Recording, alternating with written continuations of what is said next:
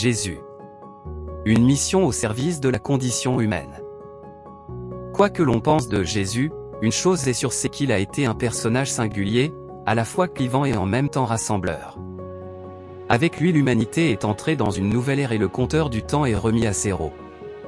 Avec lui émane la pensée nouvelle du salut, c'est-à-dire d'une vie qui va au-delà de la vie terrestre telle qu'on la connaît, d'une vie qui n'est plus celle du mal et de la mort mais où la paix et le bonheur règnent. Depuis l'apôtre Paul, c'est cela qui est prêché. Avec lui se forme le point commun qui rassemble les principales religions de l'ère moderne, comme pour dire que ce qu'il a porté concerne tous les humains, quels qu'ils soient. De son existence terrestre il n'y a pas débat. Pourtant s'il est né comme tout enfant, cela n'a été qu'un passage pour rejoindre l'homme dans ses conditions de vie. Jésus qui impressionnait ses contemporains, était et reste différent, à tel point que l'on viendra à lui demander clairement « Mais qui es-tu » Jean 8, 25. Ce à quoi Jésus répondra de manière tout aussi claire. Si Dieu était votre Père, vous m'aimeriez, car c'est de Dieu que je suis sorti et que je viens, je ne suis pas venu de moi-même, mais c'est lui qui m'a envoyé. Jean 8, 42. Aussi irrationnel que cela soit, Jésus est l'envoyé de Dieu auprès des hommes. Et ce n'est pas une information nouvelle.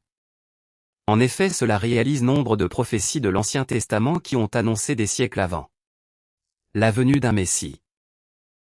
Dès lors, il est légitime de s'interroger sur ce pourquoi Jésus est ainsi venu vivre pendant un temps en homme parmi les hommes. Parce qu'alors, nous comprendrons le sens de son message et surtout sa portée et donc l'enjeu pour chacune et chacun de s'en saisir. Parce que Jésus n'est pas qu'une anecdote au cours du temps. Quoi que l'on en pense, il a façonné le monde jusqu'aujourd'hui. Son influence est si marquante que dès le début Jésus a été contesté et même falsifié au fil des temps. Cela amènera Paul à dire à l'église de Colosse de manière claire qu'il n'y a pas un autre évangile, mais il y a des gens qui vous troublent et qui veulent renverser l'évangile de Christ. Colossiens 1, 6.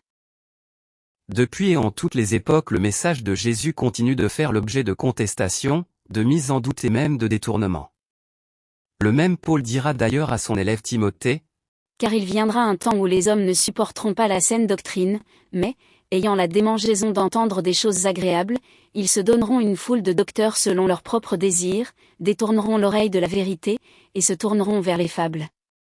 2 Timothée 4, 3. C'est étonnant de constater que ce texte écrit il y a 2000 ans demeure encore d'actualité aujourd'hui. Si Jésus n'est méconnu de personne aujourd'hui, le plus souvent on y croit parce que c'est la tradition, ou en le considérant seulement comme l'un des personnages particuliers de l'histoire, un personnage de péplum. Parfois cependant on lui reconnaît tout de même une dimension spirituelle, mais en recours au chaos.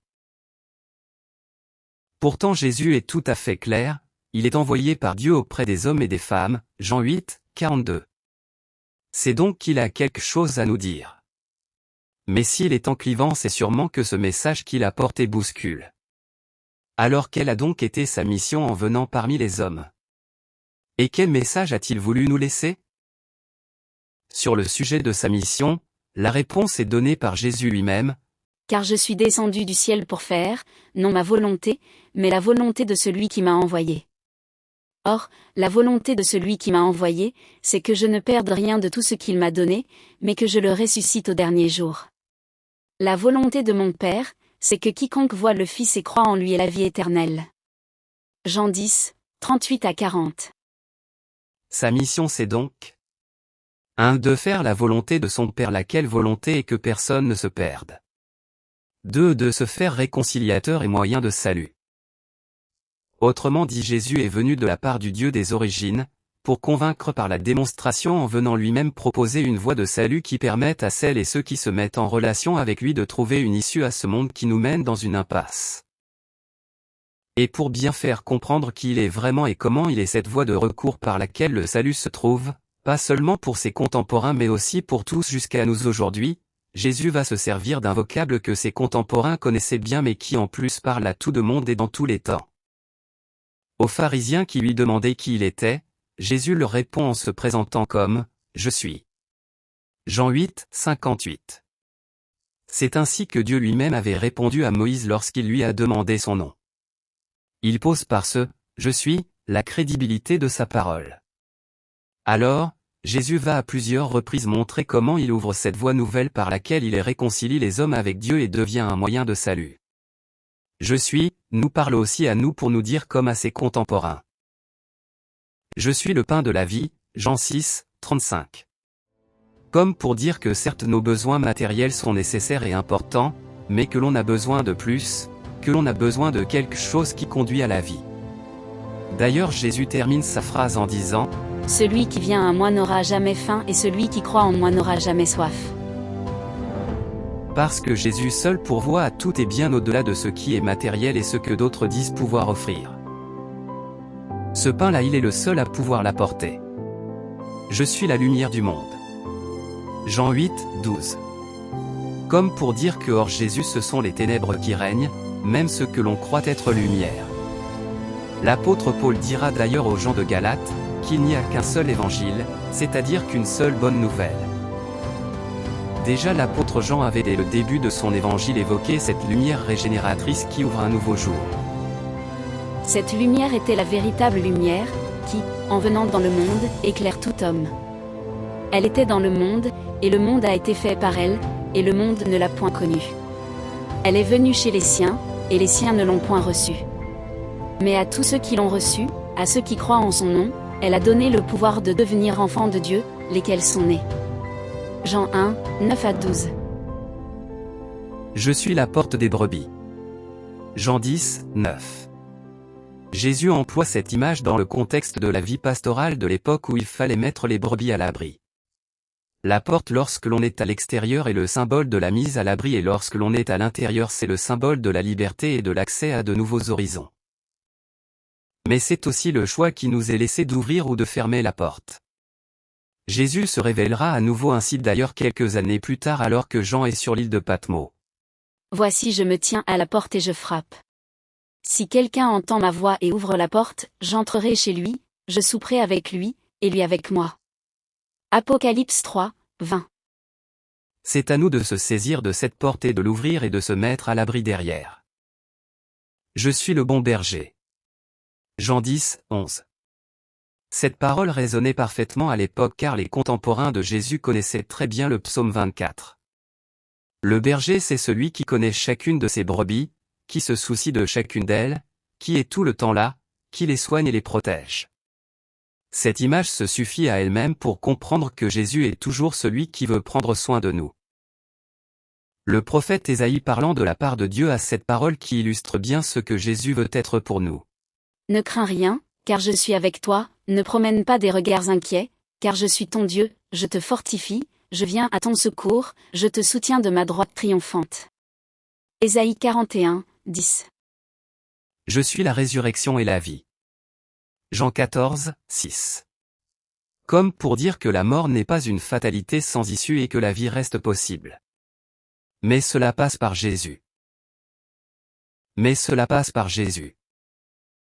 L'auteur de la lettre aux Hébreux dit cette parole. Il a dû être rendu semblable en toutes choses à ses frères, car, ayant été tenté lui-même dans ce qu'il a souffert, il peut secourir ceux qui sont tentés. Car nous n'avons pas un souverain sacrificateur qui ne puisse compatir à nos faiblesses, au contraire, il a été tenté comme nous en toutes choses, sans commettre de péché. Approchons-nous donc avec assurance du trône de la grâce afin d'obtenir miséricorde et de trouver grâce, pour être secourus dans nos besoins. Hébreux 2, 17 à 18 et 4, 15 à 16. Je suis le chemin, la vérité et la vie. Jean 14, 6. Un seul chemin et une seule vérité qui mènent à la vie et qui ne passent que par Jésus. Enfin, prenons une dernière image Jésus dira. Je suis le vrai cep.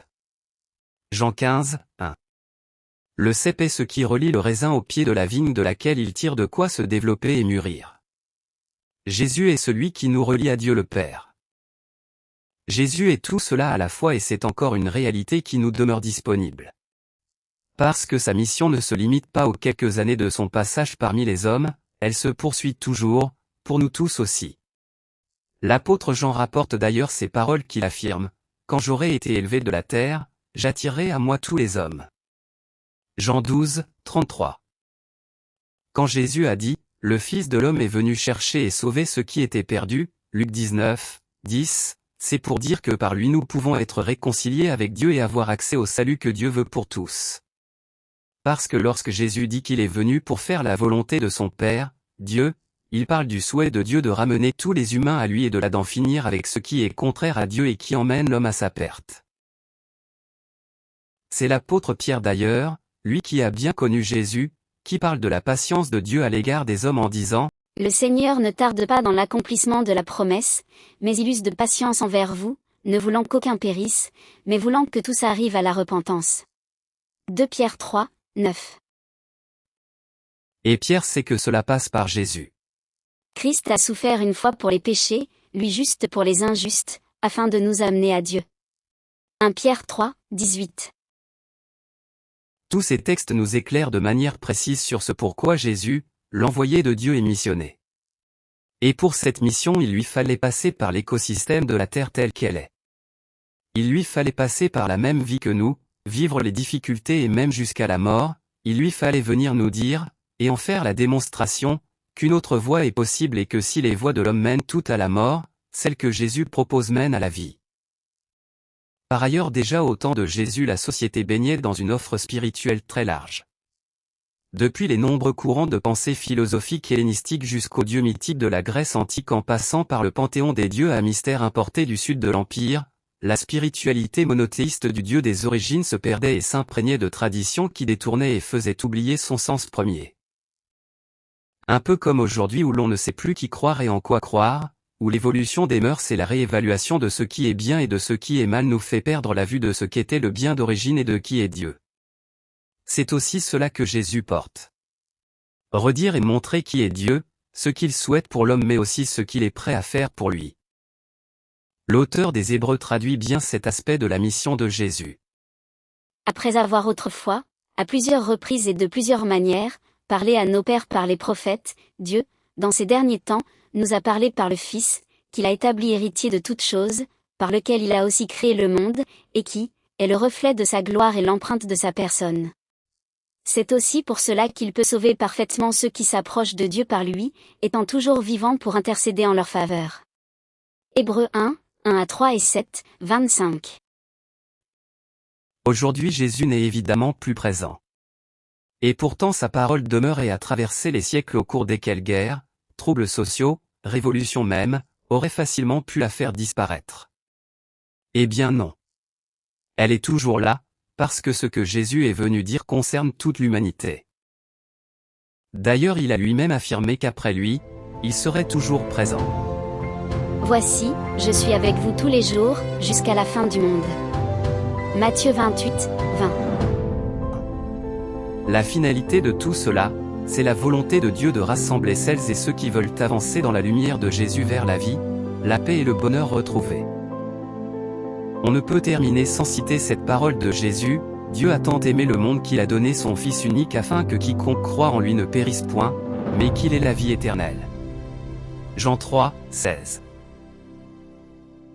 Dans le 3e chapitre nous verrons que Jésus ne s'est pas contenté d'exposer le projet de Dieu pour l'homme. Il veut aussi rassembler. Jésus. Celui qui appelle et qui fédère.